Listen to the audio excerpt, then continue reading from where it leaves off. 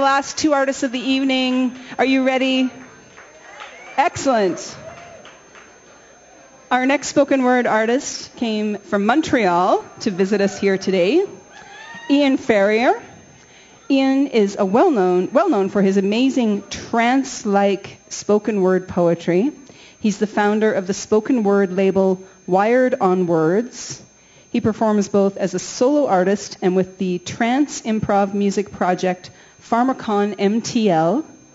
Ferrier has released a CD book called Exploding Headman, which was released in 2004, and two CDs, What Is This Place in 2007, and To Call Out in the Night in 2010.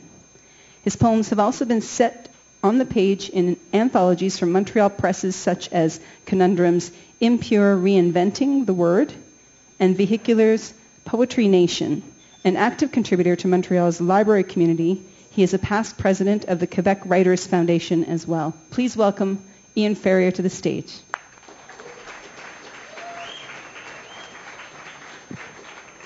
One moment, young lady. Oh, yeah.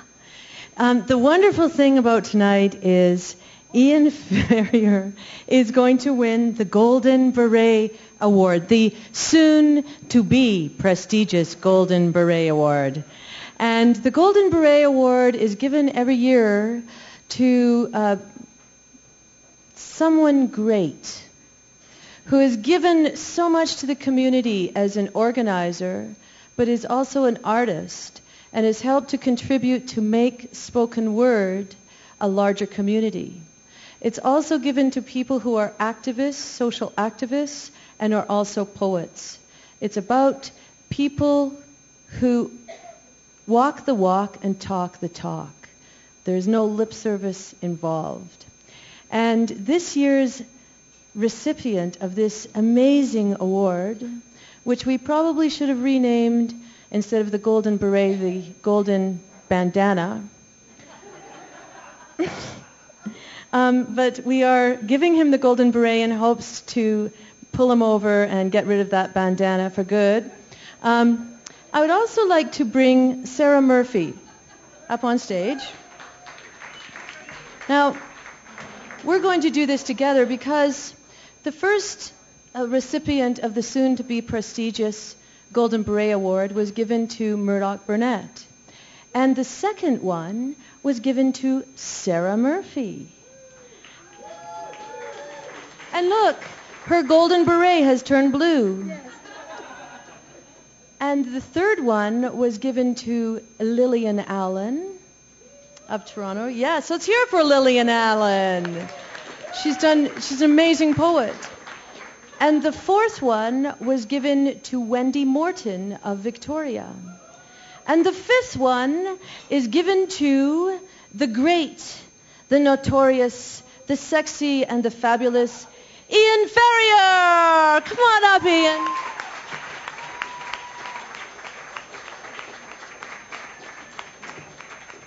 I would also like to mention there is no cash involved, although I have heard recently if you win a prize, you don't have to pay taxes on it.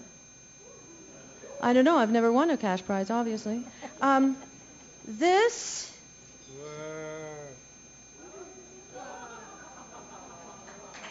is the Golden Beret Award, and Sarah would like to pass it to the great bandana man.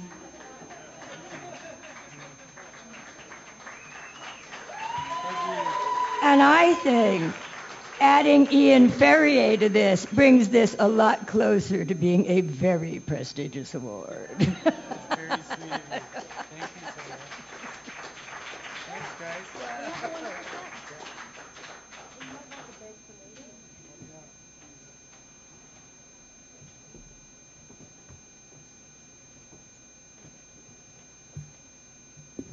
guys. Thanks a lot. That's a... And I assume you can break it out of that lovely frame and wear it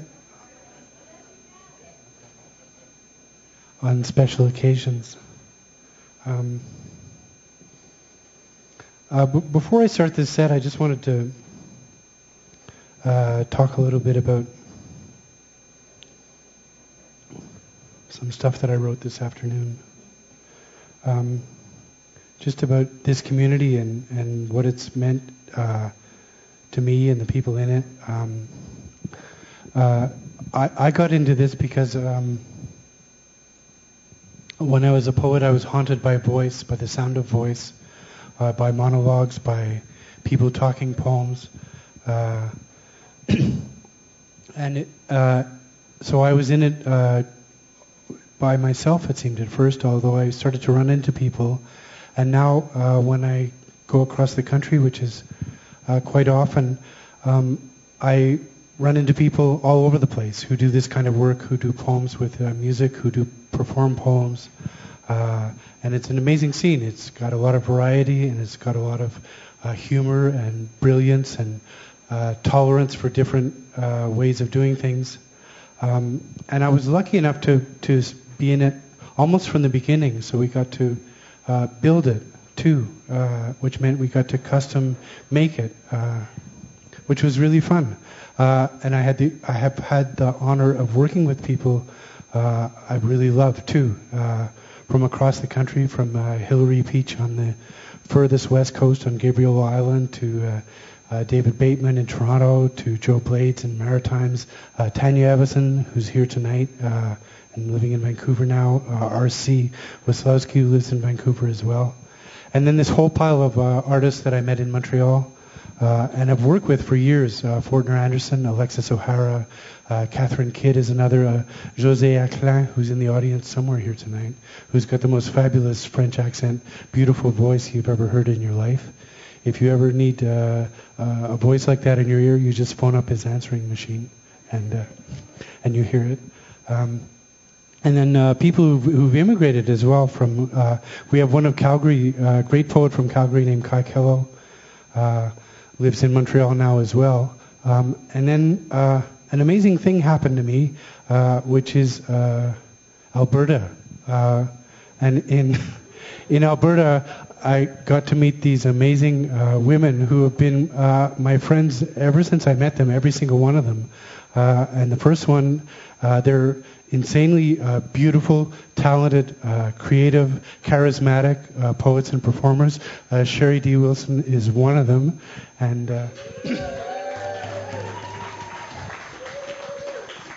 and has probably done more than any single individual in the country to make the spoken word scene a national scene.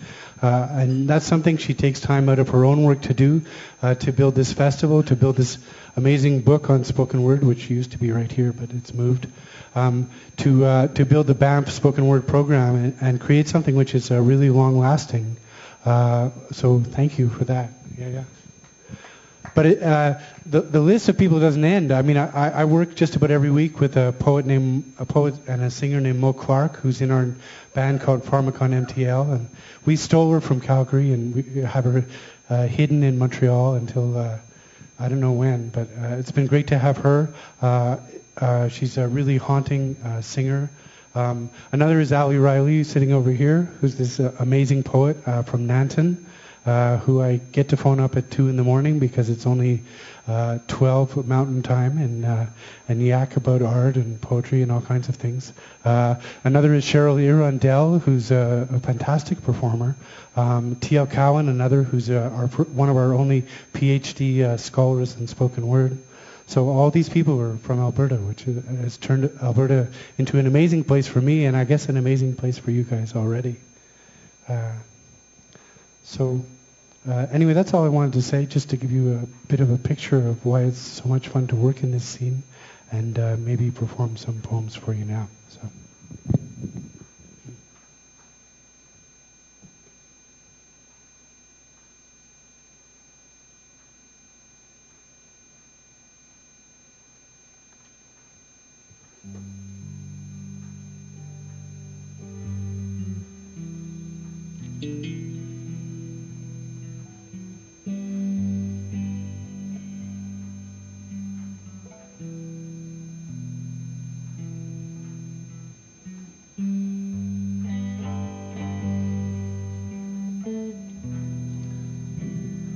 This poem is for. I saw an amazing article once in Scientific American. It was about a gentleman who discovered that or was talking about the fact that the sun was born with hundreds of other stars, all out of the same cloud, and that in the course of the lifetime of the Milky Way galaxy, that all these stars had moved to different places, but that they all carried the same signature, which was the signature of where they were born and the elements they were made of. So this is to all these Alberta poets I just mentioned, and it's called "Oh My Sisters."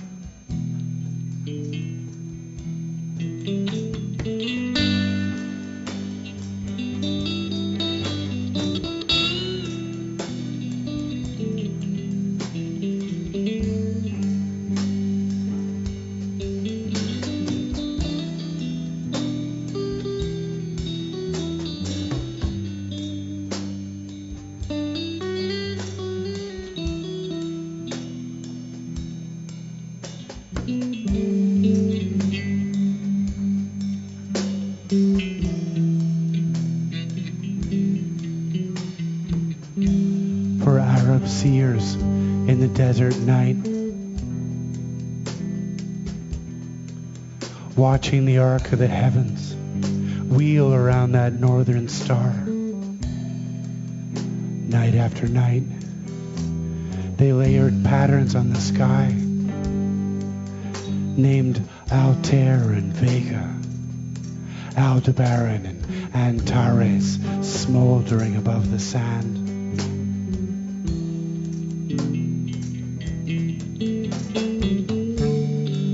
If I went searching for my own twin, I would never have to look so far away as I see now, seeing the light that started here so many years ago.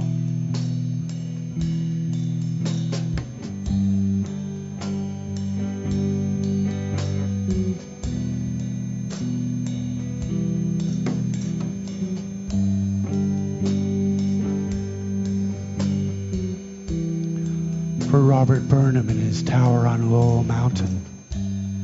For Timothy Ferris and a wheeling photo of Andromeda, place of 1 trillion stars, whose light is alabaster and beauty.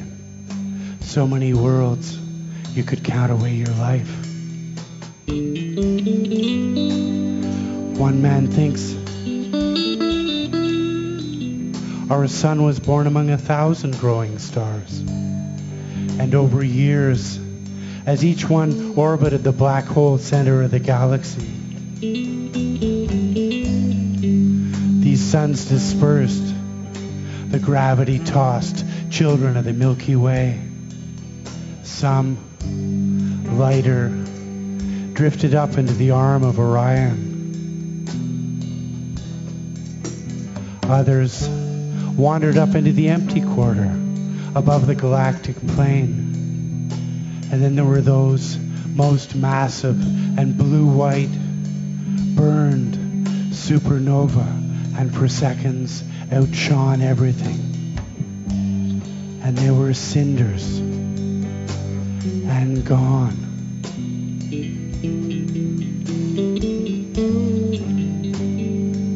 And they were lost to each other.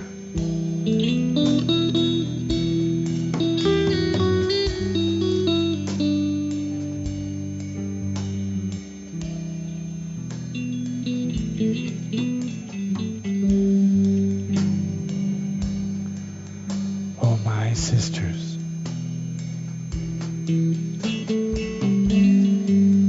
When only one star is burning in this empty place,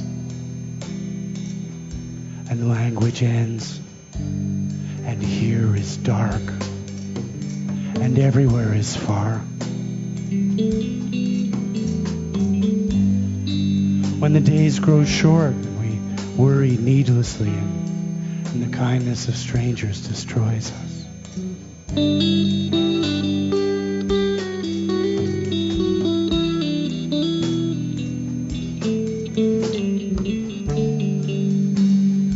Oh, my sisters,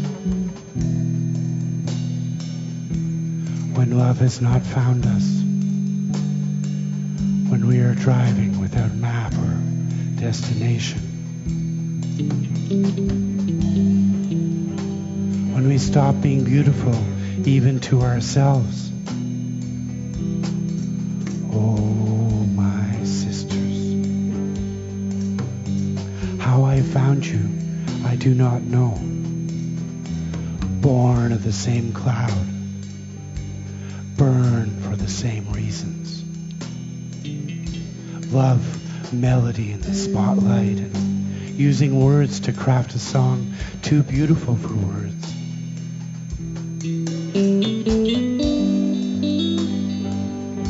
Oh, my sisters, this song for you. Across the emptiness, that in your darkness you may hear, that in your solitude grows heat. Oh, my sisters.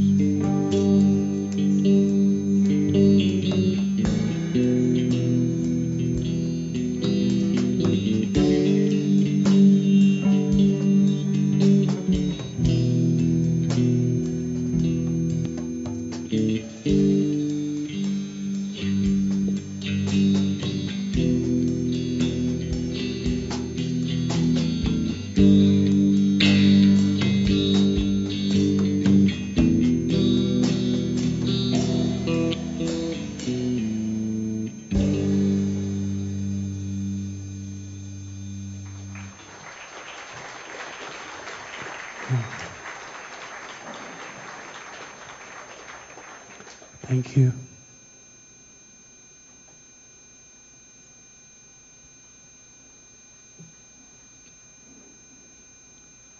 This next poem comes from Quebec.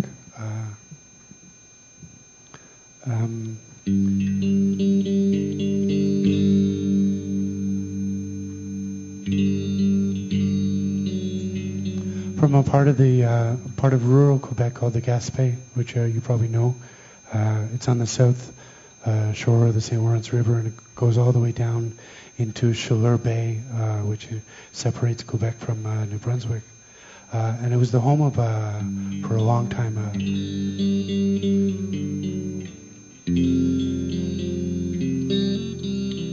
the home of a community of English-speaking people in tiny little towns above Chaleur Bay and along the coast of that bay. And this is about some people who lived in one of those towns. And it's called Emma's Country.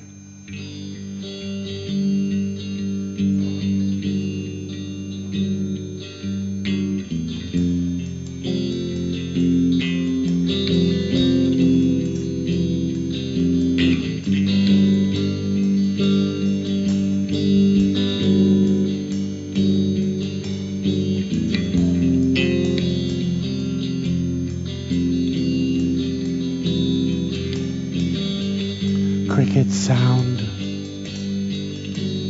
The swish and roar of cars carries up from the coast road.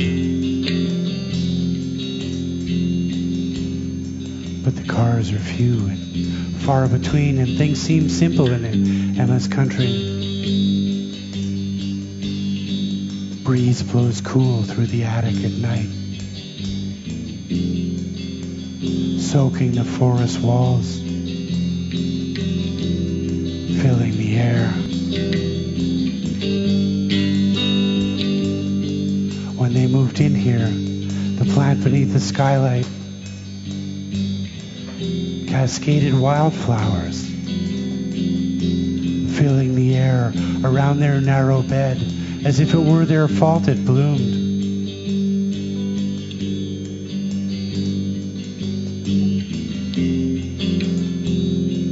And nothing softened the noise in the silent dark, though in the intervals between the words in talking, behind the sound of crickets and at the bottom of all hills, the ocean was never still.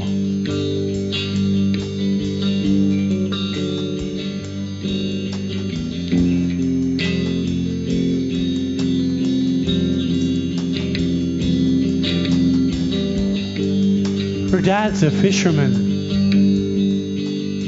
sired 3 daughters, though even the youngest is 6 years gone.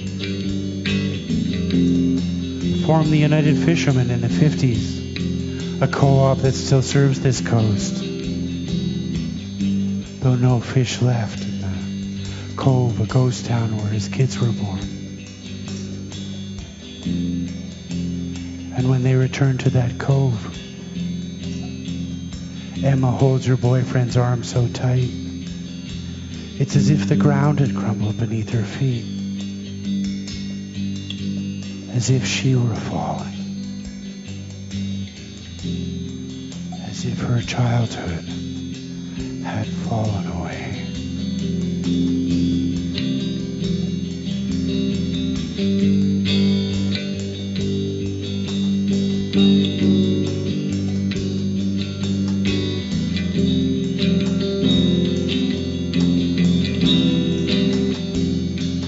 And the long surge of the ocean pours past Newfoundland, choking the Gulf with salt water and life. And Emma, a girl who played along these beaches, sang, "Daddy, will you take me out on the boat tonight?"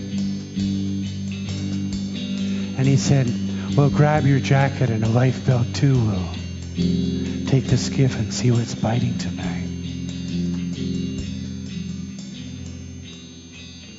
And her boyfriend,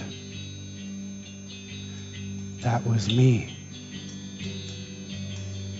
Paraded before Mom and Grandma and Dad, who did not say 10 words to me the first 3 days I was there, before opening in a flood of stories the copper history of his life engraved on those nights. World War II in the fall of Singapore, Japanese jailers and dysentery starving him to half his weight, before the blast and the months waiting to be shipped home, and the years waking at 3 a.m. and by dawn far out on the water fishing.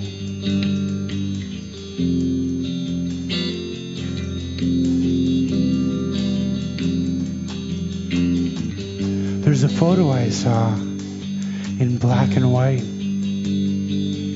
Her dad standing on the side of a hill with Valerie and Emma wrapped around his legs, both colt-like and pretty and neither more than waist-high to him. And he reaching one great hand down to each of their shoulders. Hands creased from hauling 200 feet of line down and up all day. He holds him safe against the wind. The hill slopes down to the sea, and now the wind has come up even stronger, blowing his hair straight back and his face cast as if in bronze.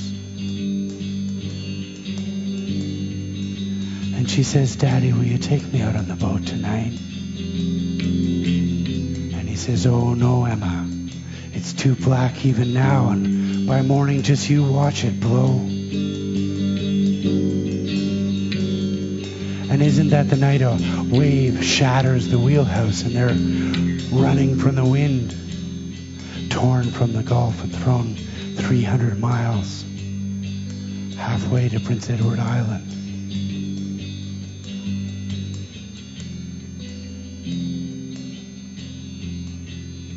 Her dad's gone now. Died, starved for oxygen in hospital in Montreal. The daughters all have children of their own. Emma and Valerie's both in high school. What is there in a photograph that the soul and force of a man's eyes burn through it even now?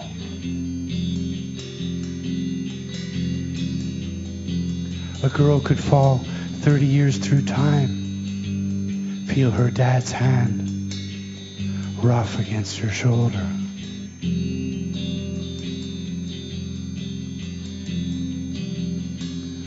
1,000 years people have fished this coast. And when we return to that country, Emma holds my arm so tight.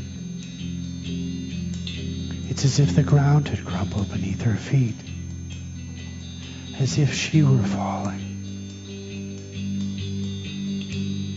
as if her childhood had fallen away.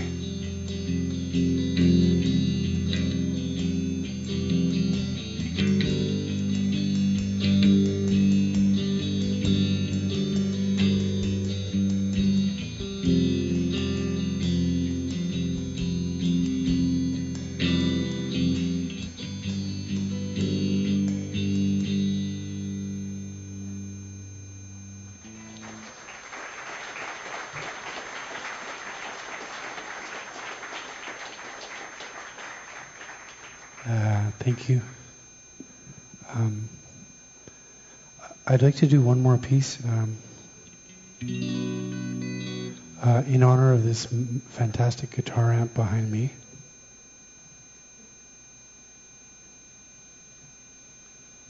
And the fact that I have a drummer.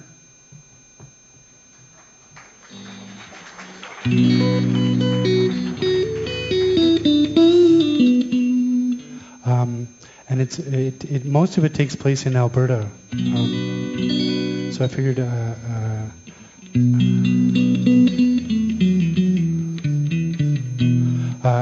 since I get a chance to come here not too often, that I would perform it for you. It's about a gentleman who runs into a kind of life form called cyanobacteria, which turns out is the oldest life form on the planet, just about. Or the one that's the most important to us because it's the one that started to change carbon dioxide and methane and all those horrible gases that we don't like into oxygen that we love. And as such is our oldest ancestor. So 3 cheers for cyanobacteria. And this piece is called Blue Train.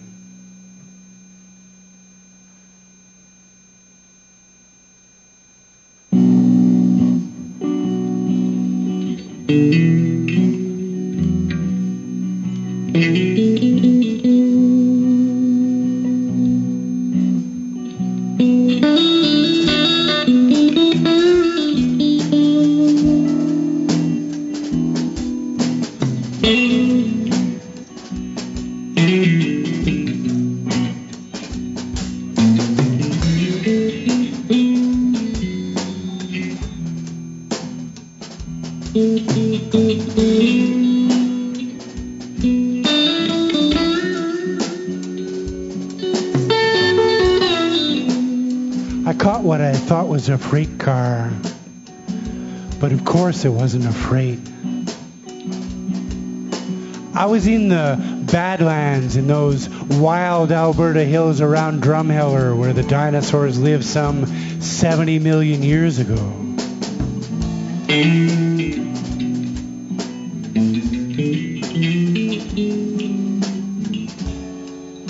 I was clambering from one car to the next when I saw it. Up ahead in the distance, this unearthly blue color, as if blue neon had spilled out and contaminated the ground.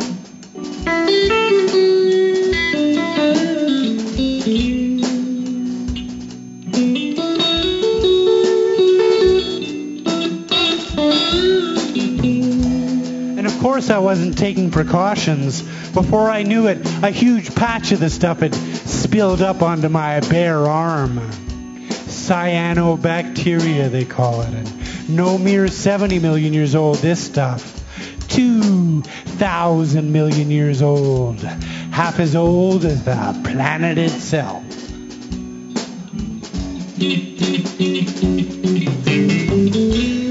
Now these blue-green life forms are all fine and interesting to talk about, but by that time I could feel a little bit of that blue heat told me it had gotten under my skin.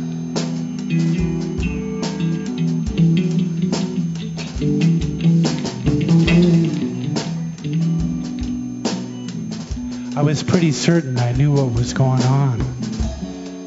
I had acquired a case of the blues before. But this was such a strong blue, so much of a deeper blue, that it was no longer a case. It was an infection.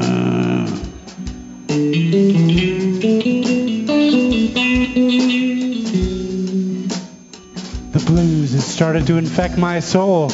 And once this happens, it is not long and not far until it takes over your whole life.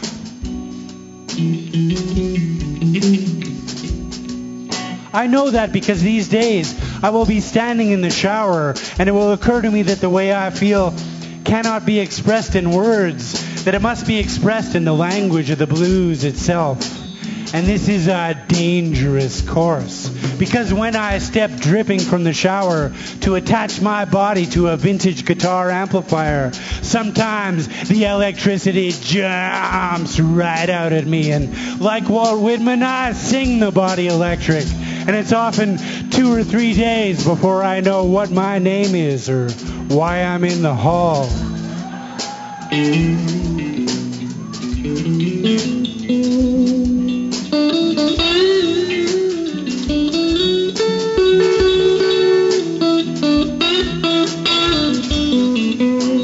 And this absolute need to express the emotion, even at grave personal risk, is what a blues man lives through most of the time. He's not asking, I wonder what this sounds like. He's feeling sounds, and his expression of that feeling is what they call the blues.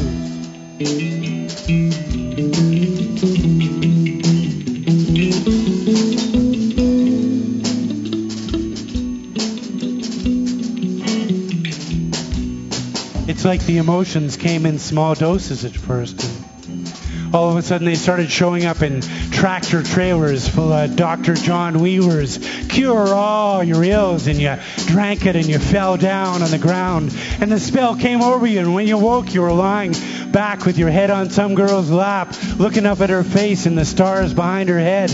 And you said, "Lady, I don't know your name yet, but in the certitude of the advancing hours, far from my home and in the incoherence of my current state of mind, I can say clearly that I hope your bags are packed."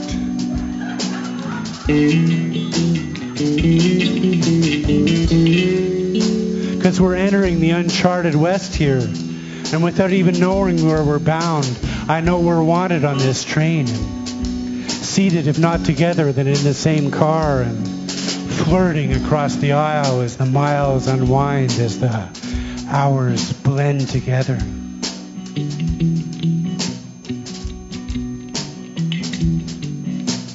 And the headlights on, and the clouds are thudding across the sky in the dark, and the silver of those rails is like the moon thrown across dark water. There are more clouds than a single headlight of the moon can unravel. And on this train, we may not ever know where we are bound, or even all the places we've been, and there'll be no one, no conductor to tell us whether we only have seconds left or whether it's hardly begun.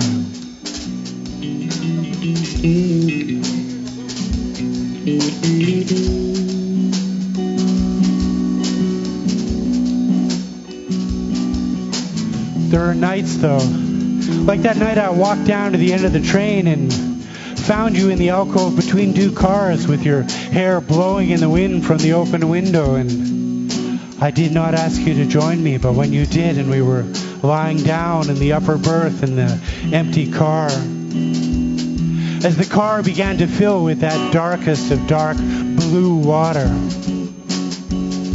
as I fell into a well of the darkness in you, in that darkness spilling open like a case of the blues, thrown down, and all my things fallen on the ground.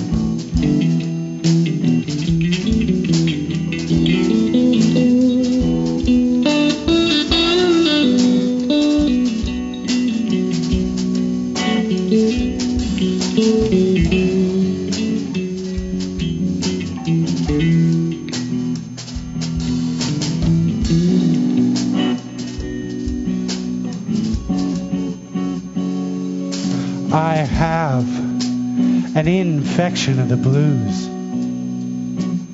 And like all of us, even those who think they do, even those who say they do, I do not know where I come from. And I certainly don't know where I'm bound.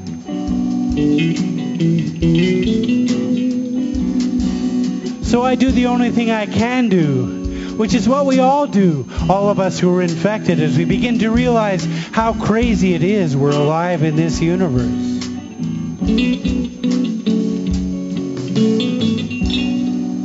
I get up from my seat and I do a little shuffle and I start to sing.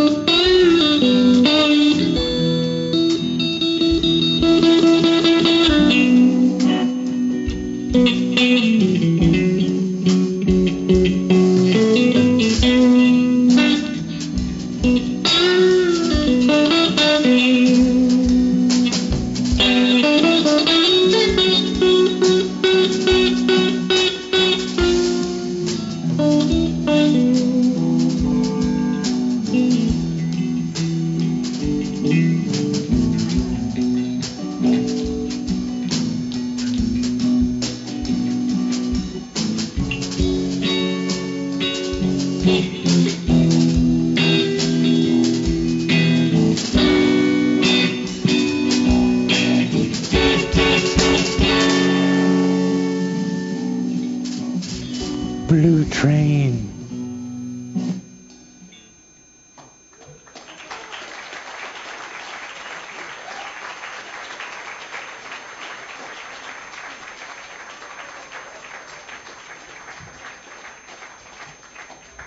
Thank you very much. Thank you again for this fabulous new piece of headgear.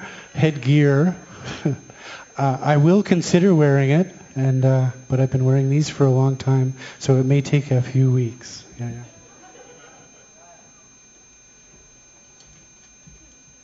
Wow. A round of applause for Ian Ferrier. Were we not just transported off of this planet through the galaxy, did a big surf around the Milky Way, and then we landed safely back here? Is everybody okay? Should we all take a big breathe in and exhale together? All right. We'll cleanse the palate to get ready for our next spoken word artist. But first, I do have a quick apology about that whole Golden Beret introduction thing. It was not at the bottom of this page, but at the top of the next, and it was in my notes and everything. So my apologies to Sherry D. But congratulations for the Golden Beret Award to Ian Ferrier tonight. Well deserved.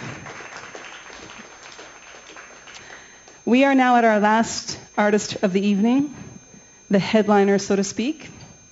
And a true spoken word icon, actually. Robert Priest from Toronto is going to grace us with his presence. And during the intermission, unbeknownst to him, we actually had our own little vote, a spoken word, Calgary International Spoken Word Festival vote between Ali Rai and I about who has the best hair in the festival. And we unanimously decided that it would be Robert Priest who would win this award. Of course, I couldn't vote for myself because I was on the jury, but so we will present that award later. In any case, as an introduction to Robert Priest here, he is a mainstay of the spoken word circuit, both in Canada and abroad. He is known as Dr. Poetry by CBC's World Beat. He's the author of 16 books of poetry and numerous CDs. His most recent book, Reading the Bible Backwards, is currently number 2 on the Globe and Mail's poetry bestsellers list. He also co-wrote the number 1 hit song, Instead of a Kiss, for Alana Miles. I actually really adore that song. He threatened he might play it tonight. I can't wait. His collection of poems, The Mad Hand, was the recipient of the Milton Acorn People's Poetry Award, and he currently lives in Toronto, where he's a freelance cultural journalist for Now magazine. Can we have a round of applause for Robert Priest? Thank you.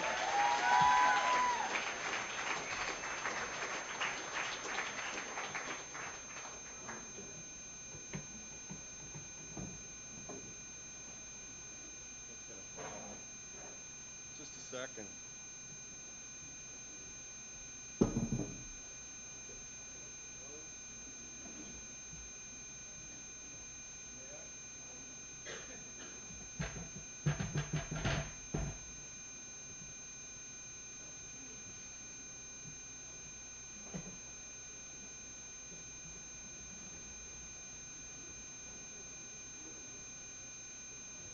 Thank you very much.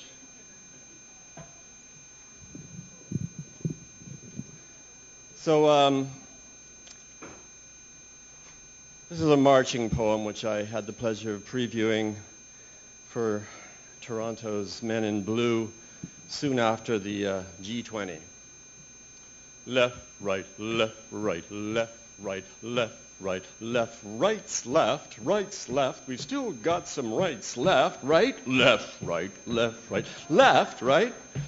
Left, right? I was just inquiring about the rights left. Rights left!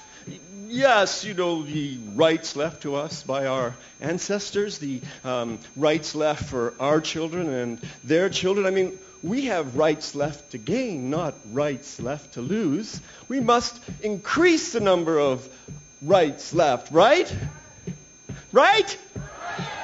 Yes, we have rights left to fight for. What if we left right at the moment someone was trying to reduce the number of rights left? Pretty soon there'd be no rights left, right? Left, right, left, right, left, right, left, right, halt!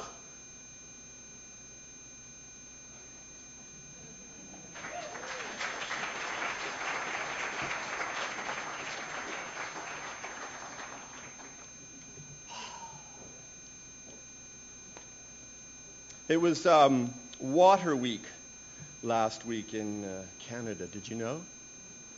I'm a big fan of water, which is everywhere threatened.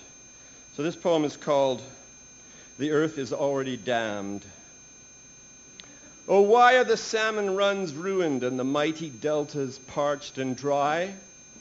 Because the earth is already damned. Why is the Amudarya withered and the wetlands shrunk to sterile salt flats? Because this earth is constantly damned. Why do the sandhill cranes tremble on their long legs, landing nowhere after nowhere in diminishing migrations? Why do those liquid slaves, the rivers, stand still in their chains, stripped of their old ways, never to spill free again upon the land? Because the whole earth is repeatedly damned, damned for power, damned just to make work. Every river across the globe, locked, blocked, toxic. It is time to stop the constant damming of the earth. Free the great currents. Unleash the torrents of the Nile on 1,000 miles of thirst. Let the whirling eddies of the held-back Platte revivify the wetlands. Recirculate the stacked sediments. Bring back the hatcheries, the green thatch of cottonwood upon arid banks. I want to hear the rush and hush of free green water restored to ancient circuits. I want to see the earth decursed, its rivers resurrected, the damages reversed. I want a free-flowing, re-blessed world. I want people to stop damming this planet.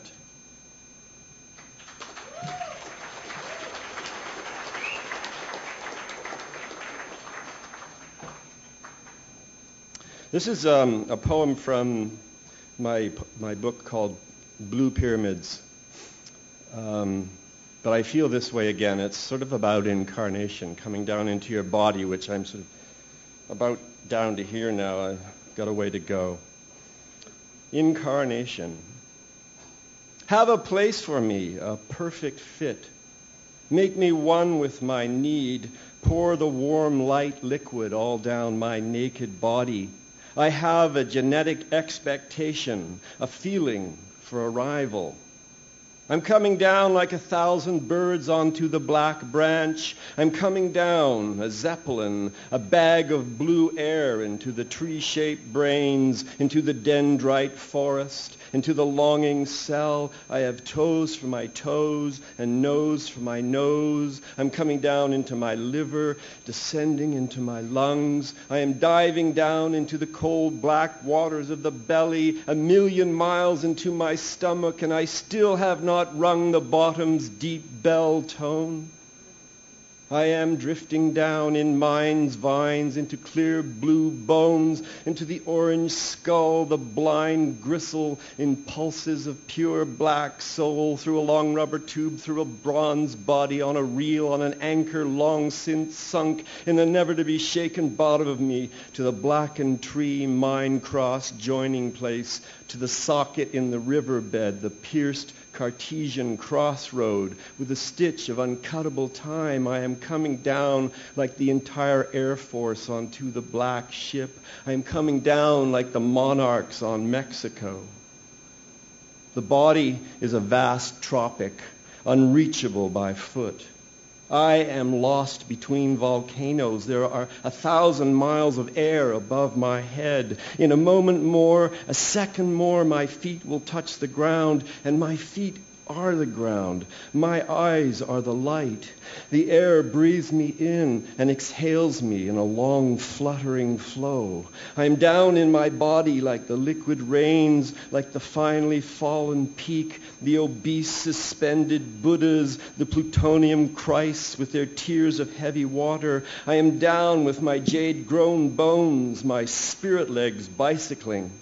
And the earth touches me like a forever denied son, like an exile returned illegally. The earth touches me like a long-lost mother, and her name is Terra, terror. Her name is life.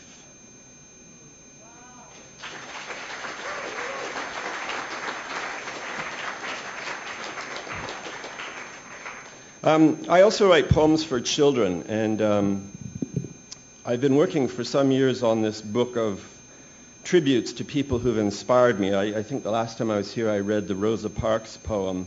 They take a long time to write, and I have one for Elijah Harper and Muhammad Ali, and, well, I won't take up my 20 minutes telling you what the other poems are. This is my most recent, and it's for the man who stopped tanks, that guy in China. You know who I mean. So this is for kids, for you. The tanks were rolling fast to Tiananmen Square, heading for the protesters to get them out of there. Along came a man, 2 shopping bags in hand. He turned to face a tank, and there he took a stand. The tank kept rolling as though it might kill. He stood there steady. He stood so still. He was not a soldier, no weapon in his fist. He risked his very life standing there like this. The tank rolled closer. It wouldn't be blocked. But 2 feet away, it suddenly stopped. First one tank, then the tank behind. 2, 3, 4 tanks, all stopped in a line. They all stood still while the tension grew. They turned to go around him, but he stood there too. He looked so ordinary, so young and so thin. The tanks stood still. What thrall were they in? They were under orders. What force held them there 2 blocks away from Tiananmen Square? The man was dragged away by 2 people in the end, but were they the police or were they his friends? What was his name? Nobody knows. What happened to him? Where did he go? The man who stopped tanks, is he here or there? You no longer see him in Tiananmen Square. You no longer see him anywhere.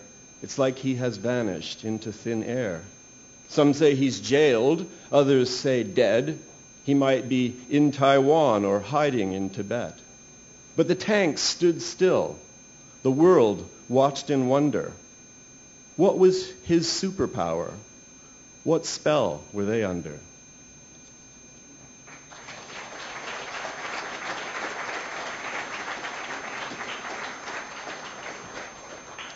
I try not to repeat any poems I did last time, Even I consider them durable for multi-readings, but, But this is I do want to read this because I've got books to sell. This is the title piece from Reading the Bible Backwards, which, as you might gather from the title, is I'm kind of playing around with reverse narrativity. So this is the New Testament one. Reading the Bible backwards, Christ Jesus pops his nails and comes down to give the karma back to the people. Bearing the cross downhill, he shrugs off the scourging of his torturers. He escapes unscathed from his backwards trial, returned by Rome to the Judas kiss. Reading the Bible backwards, Christ Jesus says, "Cursed are the meek, for the rich shall inherit the earth." He says, "Turn the other cheek or I'll turn it for you." The money changers throw backwards Jesus out of the temple, and he wanders around giving people leprosy and causing blindness. Reading the Bible backwards, Christ Jesus turns the adulteress over to her judges. He puts the resurrected back to death, but they rise again like bread. After that, he leaves the living living and the dying dying. He moonwalks rapidly out of history, back to Mary's arms in reverse birth. He shrinks through her womb, rewound to the infertile egg and beyond. For a while, there is a star that hovers. Then that too is gone.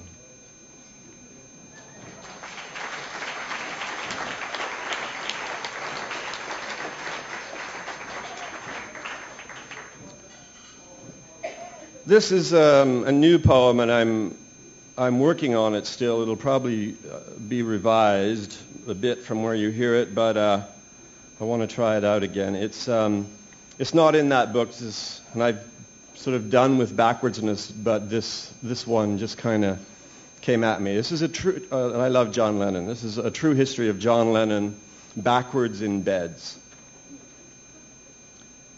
Lennon curls like a newborn, naked round Yoko, fully clothed, detached, her arms flung back flat on the mattress.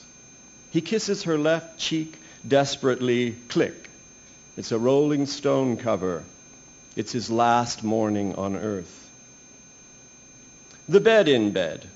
Journalists lie down with them for interviews. Their combination anti-war protest / honeymoon, the bed in which he sings "Give Peace a Chance" in a great raw holler, and it's a worldwide hit. John Lennon rolls a hospital bed into Abbey Road studio, Yoko in it, injured. "We can't bear to be apart," he tells the other Beatles. They're annoyed, but go ahead. Their final album recorded in the presence of this bed. Two motherless men enter a hotel.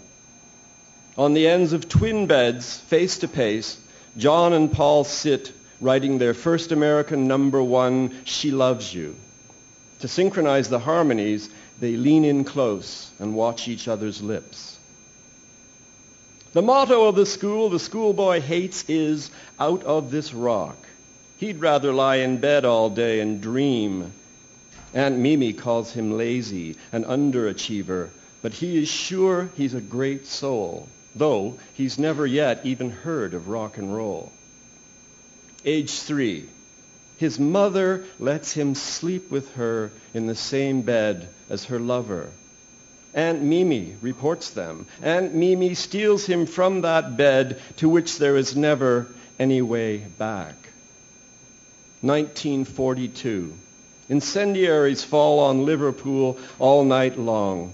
The worst raid of the war, and newborn John, for safety's sake, is placed beneath the bed. Beneath the bed, his first night on earth, Lennon screams that great raw holler in fine form as the bombs roar.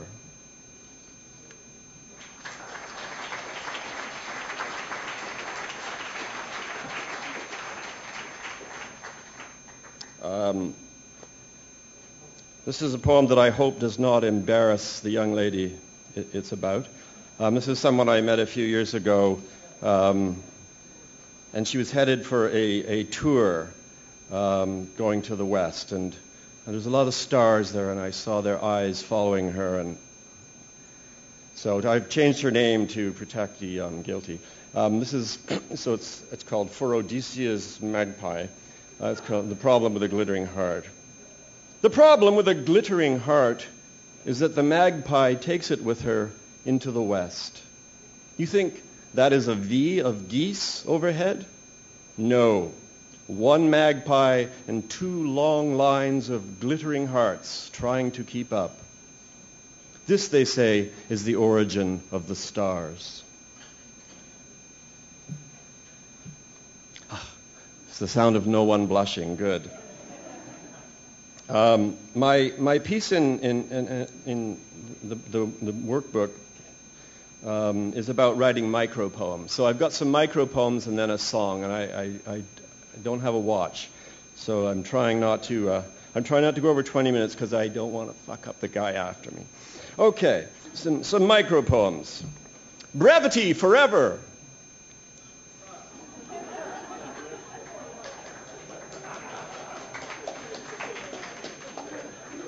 Okay.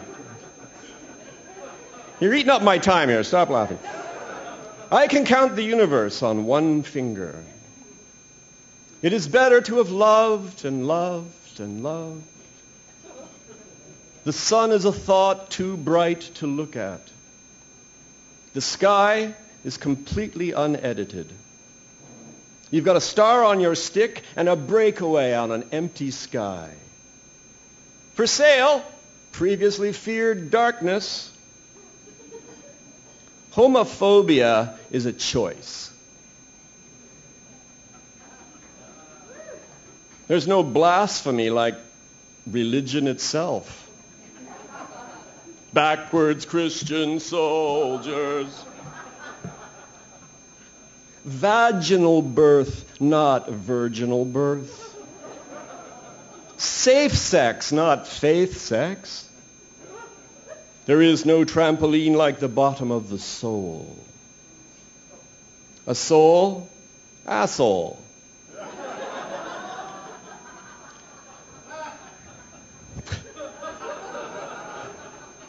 In my country, we don't have free speech, but the speech we do have is really, really cheap. Whispering is not just a right, it's a duty. Maybe you should start listening to your outer child.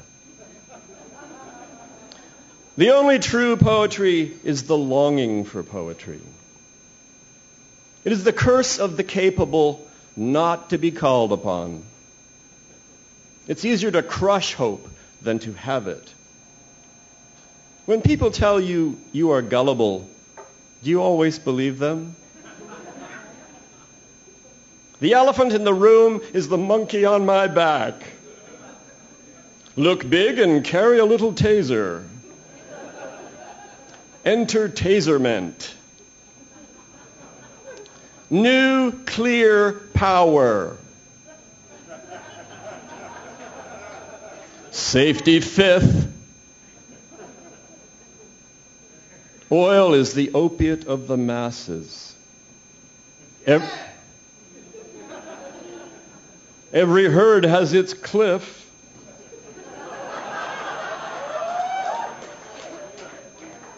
I hear the howling of the ghost terrain. What doesn't kill me just delays the inevitable.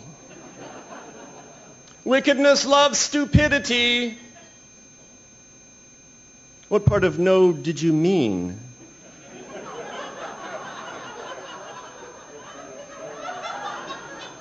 Spaceships are the new steeples. My job has been declared abundant. The body and the brain are mutual maps, and there is no territory. You have such beautiful breaths. You're so bright people see by you. You are part lantern. One hand illuminates another. One lamp reveals the next. The stars have stars of their own. Einstein liked traveling light.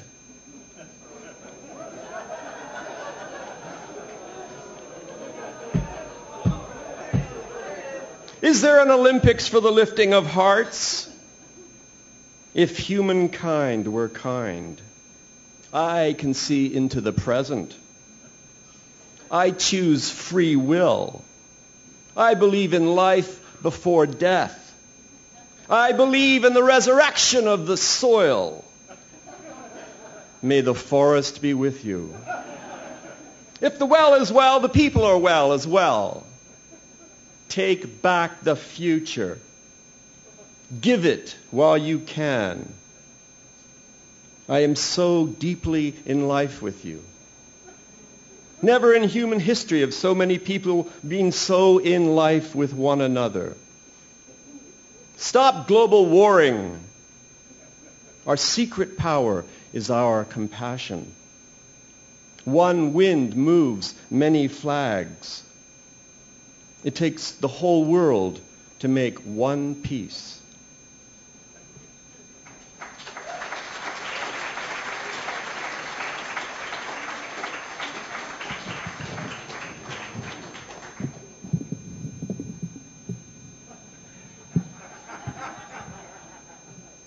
This never happens to me.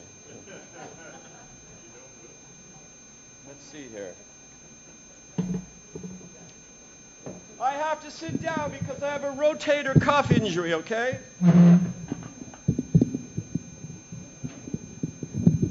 Some people hassle you if you sit down when you play the guitar. No, they don't. That's right, sir.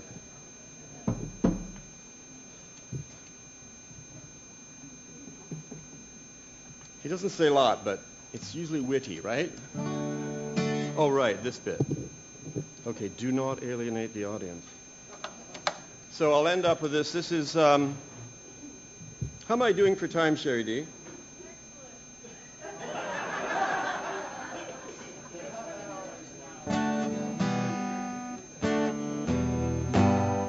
Oh, am I still in tune?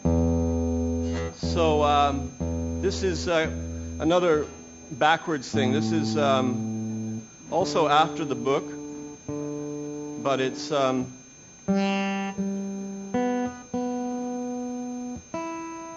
this is called The Bomb in Reverse.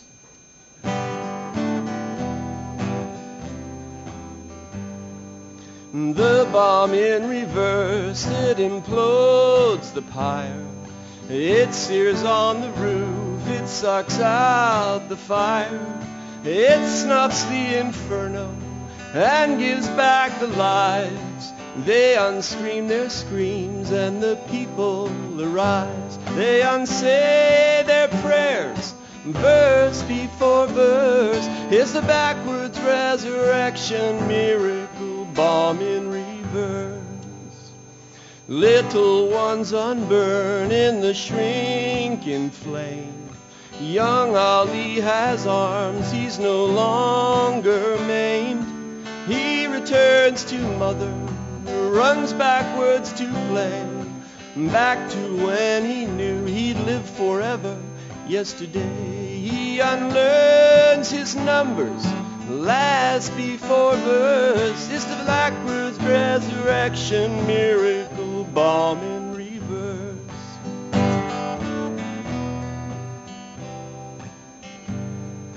The bomb in reverse rises to the jet, sucking in its contrail over minarets. And stern first to the tarmac, the pilot unsigns the form. He unlives his life back to that bright September morn. He sees people falling up, 2 towers rise from earth. It's the backwards resurrection miracle bomb in reverse.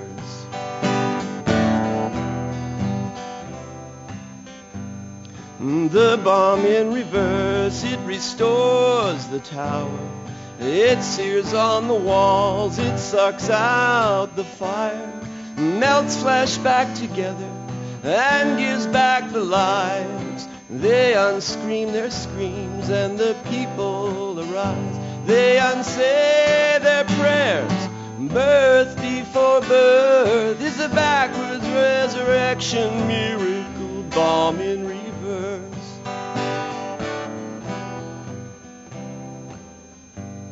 Little ones unburn in the shrinking flame. Young Ali has arms, he's no longer maimed. He returns to mother, runs backwards to play, back to when he knew he'd live forever, yesterday.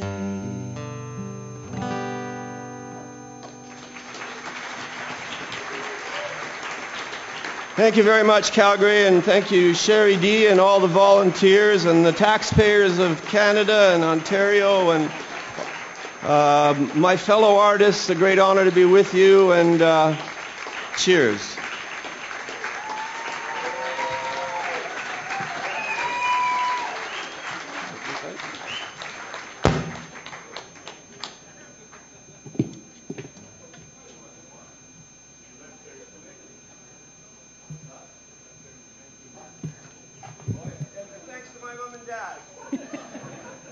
And thanks to Robert Priest.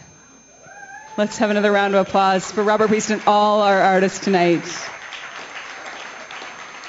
I will never look at Jesus the same way again, I have to say. And I think it might be an interesting exercise to just think about our day and if we did it in reverse. You know, it's a good exercise, good mental exercise. Well, that's actually the end of event number 3. And there's plenty more to come, so you should definitely check out the website at calgaryspokenword.com. There's more events to come here at the Auburn and also in Banff. Definitely I have to mention the artist merchandise that's on sale. All the artists have books and CDs and that sort of thing. If you enjoyed what you heard tonight, I really encourage you to go grab something out there in the lobby or in the foyer. There's a spoken word book, Inspiration from Poets Who Teach. And there's a mailing list for the CISWF mailing list. Also the volunteer sign-up if you wanted to volunteer this year or next year. There's plenty of room for that. And just thank you so much to all the artists and all the festival volunteers who made this all happen tonight. Thanks to Sherry D. Wilson for bringing this community together, making spoken word a priority so that we can all really enjoy evenings like this. And I hope everybody has a wonderful, poetic rest of their evening tonight. Thank you so much. Good night.